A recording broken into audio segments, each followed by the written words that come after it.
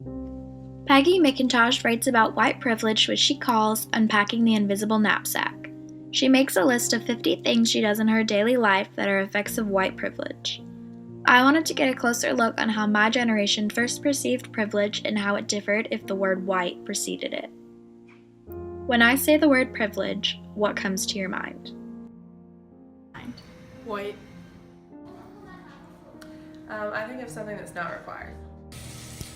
When I hear the word privilege, I think of someone who has the opportunities that nobody else has. Old white men. A reward that you're kind of given based on something of your personality. When I hear the word privilege, I think of something that can be taken away. When I hear the word privilege, I think of someone who is better off than someone else. Better opportunities. Being able to do something that most people probably don't have the opportunity to do. Having opportunities or certain things that other people may not have, so like education or like transportation, I guess. When I say the word white privilege, what comes to your mind? Racial inequality.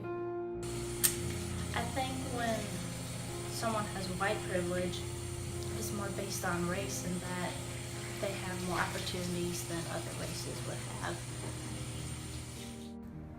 When you say white privilege, negative connotation comes to my mind. Racism. Also old white men. Racism. I guess just being able to do something that some people aren't able to do, but that I guess white people aren't discriminated against. When I hear the word white privilege, I'm alarmed because it's something that you don't think of often, but it does occur, and it's privilege associated with a white race, typically white males.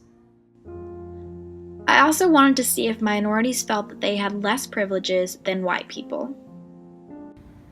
Do you feel that you are deprived of privileges that most white people have? Not personally. No, not really. I mean, if you work hard, you can get those things. I don't really feel like I'm deprived as of right now. As it turns out, white privilege truly is part of this invisible knapsack. It is not talked about, so if you are in an environment where it is not blatantly seen, it will stay concealed within the system. The most prominent quote from McIntosh's article is, "I was taught to see racism only in individual acts of meanness, not in invisible systems conferring dominance on my group. In this era, things that can provoke harm or debate are hushed, which is why the real issues of race and inequality truly are invisible."